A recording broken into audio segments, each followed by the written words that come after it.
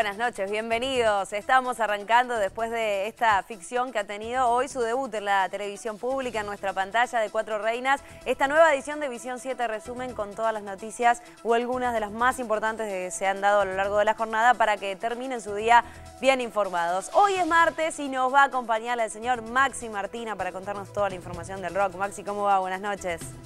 Muy buenas noches, Gaby, y me sorprende trabajando porque justo estaba anotando la fecha en la que se va a estrenar aquí en Capital Federal un hermoso documental sobre la protohistoria de los Redonditos de Ricota. Termina con la grabación de Gulp. En minutos te voy a contar cuándo se estrena aquí en Capital, si no lo viste todavía en alguna de las provincias donde ya se estuvo proyectando. Prometido entonces, en un ratito estaremos con Maxi Martina. Ahora vamos a comenzar a desarrollar la información. Y una de las noticias de esta jornada de martes que está terminando tiene que ver con el secretario de Inteligencia de la Nación. Estamos hablando de Oscar Parrilli, que comentó, que aseguró que el gobierno denunció por presunto contrabando y evasión fiscal al ex espía Jaime Estiuso y a dos ex funcionarios de inteligencia. Y los denunciados son el señor Antonio Horacio Estiuso, el señor Alejandro Osvaldo Patricio, funcionario también de la CIDE, y Nicolás Gastón Mercado, que son los tres funcionarios que encontramos involucrados precisamente en esta maniobra.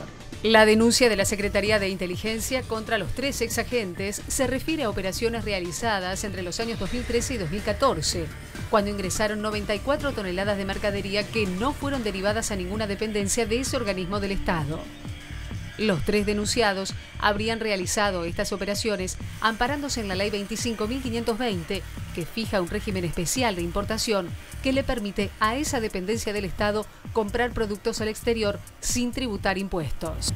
En total, se trata de 67 operaciones por un total de 94.000 kilos de mercadería, por las que no se pagó arancel y que, según Parrilli, no está en la Secretaría.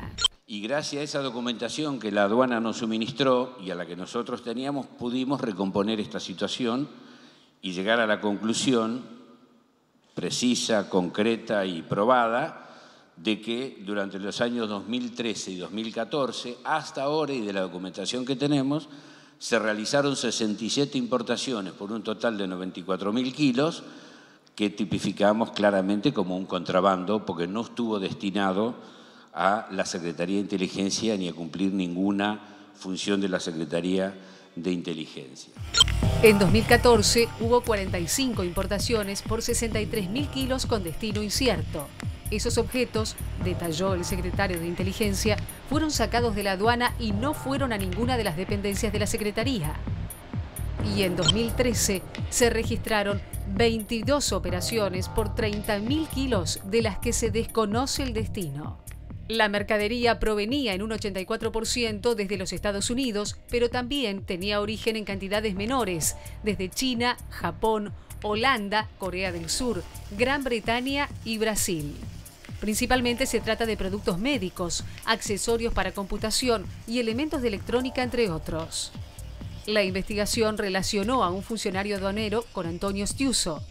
Se trata de Damián Manuel Sierra, un funcionario de carrera de la aduana, que se trasladaba junto al ex espía en una camioneta Cherokee negra, propiedad de la empresa House to House, sociedad anónima, una de las cuales se dedicaba a transportar parte de la mercadería supuestamente contrabandeada.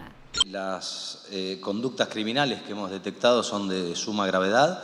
El delito de contrabando en este caso es un contrabando agravado por la calidad de funcionarios públicos de quienes participaban de este plan criminal y además por la cantidad de participantes en las maniobras.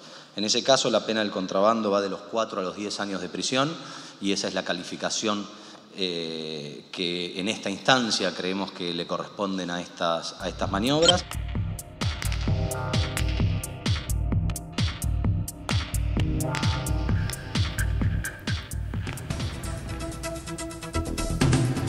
Lamentablemente la información nos lleva ahora a los incendios forestales que se están dando en el sur de la Argentina. El fuego ya quemó unas 16.500 hectáreas de bosques nativos en la zona cordillerana de la provincia de Chubut. El gobernador Martín Bussi firmó el decreto que declaró la emergencia en la zona, donde las condiciones climáticas impiden controlar el incendio que comenzó el 15 de febrero. Lamentablemente las condiciones extremas de temperatura ambiente no baja de los 25 grados, hay una humedad que no supera el 20%, no contribuye a la tarea de los brigadistas, que si bien cuentan con 8 aviones hidrantes, 8 autobombas y un helicóptero para combatir los focos, dificulta el accionar de las aeronaves por la poca visibilidad que hay en la zona y los vientos cambiantes. El valle del lago Cholila, sobre las márgenes sur y norte, el cerro Cholila, los cañadones de Turco y Tucutucu, son las zonas más afectadas, aunque también ya existen focos en otras regiones y muchos de los vecinos comenzaron a informar pérdida de ganado. Seguimos compartiendo más información aquí en Visión 7 de Resumen con nuestro picado de noticias.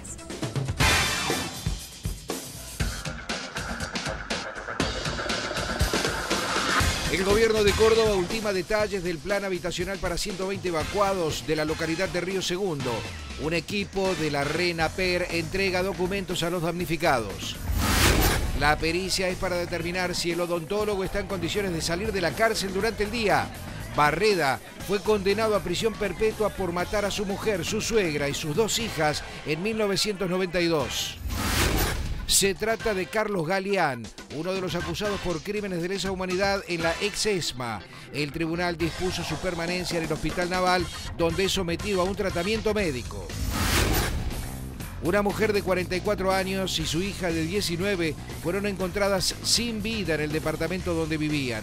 La policía busca a un hombre que mantenía una relación sentimental con la mayor de las víctimas.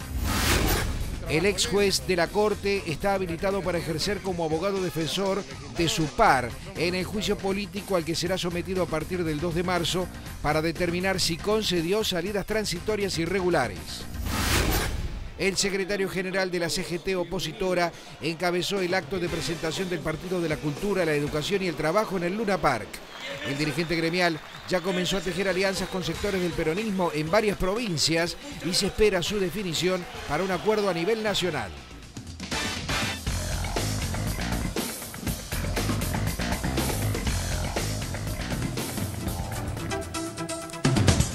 Y tenemos que realizar una fe de ratas y un pedido de disculpas. Vamos a corregir una información que emitimos hoy en Visión 7 Central, en el noticiero de las 20 horas, de manera errónea. La fotografía que acompañó el texto sobre el revocamiento de la prisión domiciliaria al ex marino Carlos Galeán no era la del represor en cuestión. Equivocadamente ha salido otra foto, emitimos otra imagen de la persona que lleva el mismo nombre. Por lo tanto, pedimos disculpas a quienes hayan podido ser perjudicados por esta equivocación que se ha dado, insisto, en el Visión 7 Central, en el noticiero de las 20 horas.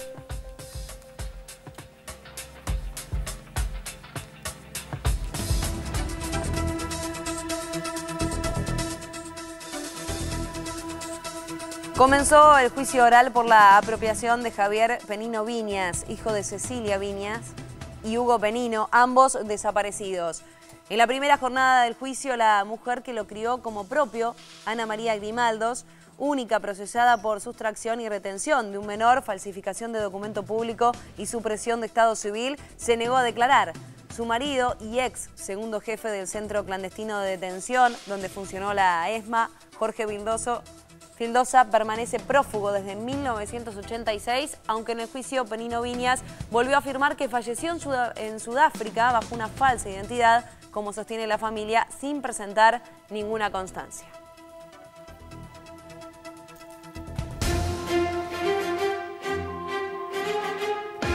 La información nos lleva ahora a Irán, exactamente a Israel, donde la agencia de inteligencia reconoció que en el año 2012 no estaban desarrollando, en este caso, produciendo armamento nuclear. Bueno, esto lo que generó fue una contradicción con lo que había dicho el primer ministro, donde había reconocido que justamente sí lo estaban haciendo. La agencia de inteligencia israelí Mossad reconoció en 2012 que Irán no estaba llevando a cabo la actividad suficiente para fabricar armas, a pesar de que en esa misma fecha el primer ministro Benjamín Netanyahu advirtió en Naciones Unidas de que estaba cerca de la fase final.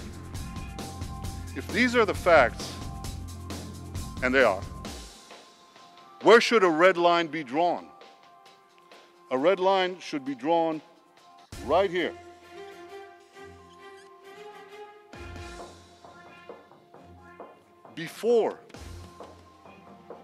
before Iran completes the second stage of nuclear enrichment necessary to make a bomb, before Iran gets to a point where it's a few months away or a few weeks away from amassing enough enriched uranium to make a nuclear weapon. Netanyahu advertía que solo pasarían meses antes de que Irán consiguiese suficiente uranio enriquecido para la primera bomba. El documento elaborado por el Mossad antes del discurso de Netanyahu y enviado en octubre a la inteligencia de Sudáfrica desmiente la versión oficial del gobierno. Según este texto filtrado por Edward Snowden a Al Jazeera y The Guardian, Irán no constituía un peligro. La información surge en medio del acercamiento diplomático y las negociaciones Washington y Teherán sobre su programa nuclear. Esta semana concluyó en Ginebra la primera ronda de diálogo. Los textos secretos filtrados también destacan que Irán estaría avanzando en áreas de desarrollo nuclear que parecían ser legítimas.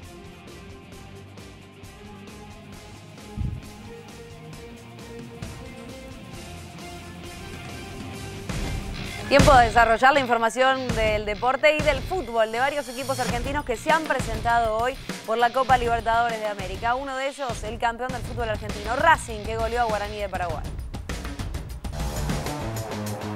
Gran partido, el desarrollado por el conjunto dirigido por Diego Coca, que ha tenido otra vez a Gustavo Bou como la gran figura del partido y la gran figura de todo lo que fue el semestre pasado y ya este arranque. Para Racing, que jugó con Guaraní, el conjunto paraguayo en Avellaneda, en el cilindro, y de esta manera terminaba convirtiendo el primer tanto del partido. Iban casi 44 minutos de la primera etapa. Gustavo Bou con el remate se le termina metiendo por abajo del cuerpo al arquero, que quiere sacarla y hacer como si nada hubiese pasado, pero ya el balón había pasado varios centímetros la línea de gol y por eso estaba 1-0. El segundo gol iba a llegar por medio de Diego Milito, que solamente le faltaba un torneo a disputar a nivel clubes.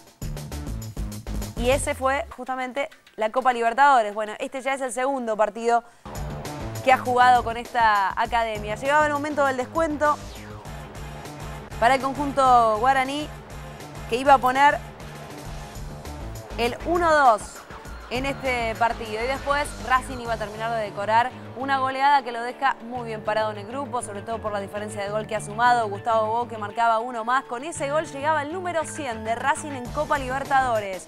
Y además, el número 14 para él, 14 partidos, perdón. 14 goles en 20 partidos y este es el número 15. Gustavo Bou marcando uno más, gran figura, el famoso hat-trick, en este caso para el futbolista ex-River, que iba a cerrar una gran goleada y un gran resultado para la academia, que ya sigue avanzando en esta fase de grupos de la Copa Libertadores. Y otro que ha tenido un buen partido fue Huracán, que tuvo que sufrir muchísimo más. En este caso, frente al Mineros, terminó empatando 2-2 sobre el final. Y ya van a ver lo que fue justamente esa jugada en la que termina marcando esa igualdad para quedarse por lo menos con un punto jugando como local en el Tomás Aduco. El primer gol del partido iba a llegar por medio de Baloyes, 22 minutos iban de la primera etapa, cuando marcaba de esta manera el Mineros de Venezuela la apertura del marcador. Jugador que después iba a tener otra situación, Samir Baloyes. Antes iba a llegar la igualdad por medio de Lucas Villarruel, 6 minutos más tarde, a los 28 de la primera etapa. Huracán encontraba el 1-1 parcial. ¿Fue falta? ¿Fue una jugada polémica? Fíjense, trataba de despejar el rebote que le daba justamente al futbolista de Huracán. Después chocaba con el arquero, pero Villarruel marcaba el 1-1, el árbitro lo convalidaba y así seguía el partido. Hasta que a los 82 minutos el árbitro del encuentro decretaba penal para el conjunto venezolano. Ahí iba a ser el propio Samir Baloyes quien iba a decretar el 2-1 parcial. Llegaba casi el final. ¿Y qué iba a pasar? El árbitro cobraba penal, pero esta vez para Huracán. E iba a ser importantísimo, en este caso, la figura del Rolfi Montenegro, que lo termina casi inventando y que de esta manera le da a Huracán la posibilidad desde el punto penal de igualarlo. Lo hizo Eduardo Domínguez y a los 89, casi a 1 del final, ponía el 2-2 en este segundo partido que disputa Huracán en la Copa Libertadores de América. 41 años hacía que no estaba presente en este torneo continental Huracán y de esta manera entonces ha conseguido un buen empate jugando como local. Momento de seguir repasando, en este caso actividad de fútbol, y vamos a irnos a lo que tiene que ver con goles argentinos en la Copa Europea, en la Champions League. El Barcelona, que terminó derrotando 2-1 al Manchester, que ha tenido a argentinos como titulares. Ha estado Zabaleta también, Martín de Michelis y Sergio El Kun Agüero, que se iba a sumar con un gol para el conjunto de este señor, de Mauricio Pellegrini. Por el contrario, en Barcelona también había argentinos. Lionel Messi hizo muchísimo para lo que fue esta victoria, pero también a otro sudamericano, Luis Suárez. Lionel Messi, que iniciaba la jugada, mandaba al centro, y el uruguayo, que no podía en la primera, sí en la segunda, de esta manera vencía a Hart y marcaba el 1-0. Ganaba el Barcelona, y en otra jugada que lo tuvo a Lionel Messi como protagonista, iba a aparecer Jordi Alba, y por último, otra vez Luis Suárez. 2-0 ganaba el conjunto culé en este partido de ida correspondiente a los octavos de final de la Liga de Campeones y que se estaba disputando en Manchester, donde el City iba a llegar a descontar por medio del argentino, como les decía, Sergio El Kun Agüero. Iba a marcar el suyo para poner el partido 1-2. Cuesta arriba todavía tenía el encuentro el equipo inglés y no iba a llegar ni siquiera a empatarlo. Sobre el final, Lionel Messi tuvo esta situación, penal. ¿Fue penal o no? Para algunos lo inventó, para otros hubo infracción. Aquí lo vemos mejor, la inventó toda la jugada Lionel Messi. Tuvo el penal y ¿qué pasó? Se lo atajó. Hart, después de palomita, la mandaba por lo menos un metro afuera. Se perdía su gol Lionel Messi, que de todas maneras ha tenido un gran partido, y el Barcelona terminó ganando 2-1.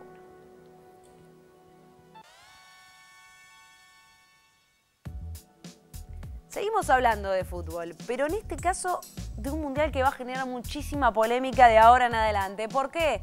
Porque el mundial de fútbol se va a disputar en Qatar en el 2022. Esa es la sede elegida por la FIFA y lo que quieren hacer es cambiar los meses en los que se disputaría. Habitualmente se hace entre el mes de junio y julio. En este caso sería noviembre-diciembre. ¿Por qué? Porque se jugaría en invierno, tratando de prevalecer lo que tiene que ver con el estado físico y de salud de los futbolistas, pero generaría muchísima controversia. ¿Por qué? Porque además tendrían que cortar una temporada a la mitad, por lo menos siempre que se disputa entre junio y julio están en descanso las principales ligas del mundo. En este caso habría que pararlos para que se disputen. Qatar de todas maneras es una sede más que interesante para la FIFA desde lo económico y también porque es un mercado al que quieren llegar y con mayor atención. Así que habrá que estar atentos para escuchar los distintos cambios que se van a proponer, pero en principio entre noviembre y diciembre del 2022, falta mucho, pero se va a disputar el Mundial de Fútbol en Qatar. Tiempo de hablar de tenis y de Rafael Nadal, que después de más de una década ha regresado a nuestro país. En este caso ha jugado el dobles junto a Pico Mónaco. Y se está disputando el ATP de Buenos Aires. Y el que ha llegado en la jornada de hoy al país es Rafael Nadal, que junto a Pico Mónaco han vencido a Cermak y Vesely.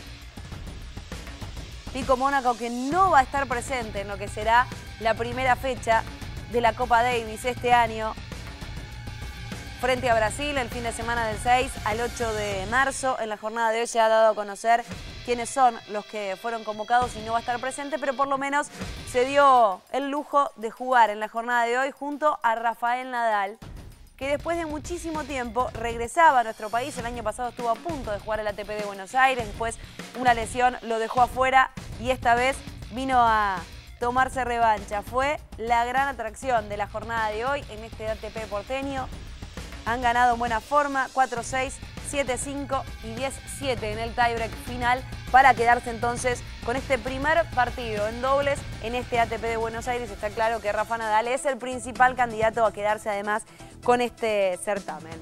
Tenemos que hacer una pausa, pero antes de irnos al corte, Maxi Martina nos va a seguir desarrollando, si no lo escucharon, qué nos va a prometer para el próximo bloque. Primero vamos a hablar de dos videos que se acaban de estrenar el día de hoy y después te voy a contar cuándo se proyecta aquí en Buenos Aires un hermoso documental sobre los redonditos de ricota que termina cuando graban el primer disco. Así que imagínate la cantidad de historia que tuvieron antes, basado en el archivo de Guillermo Bellinson, el hermano de Sky. Pero te lo cuento en un ratito. Prometido, entonces. En minutos, Maxi Martina nos cuenta eso y mucho más. Tenemos que hacer una pequeña pausa, pero no se muevan de ahí, que ya venimos con mucho más Visión 7 Resumen.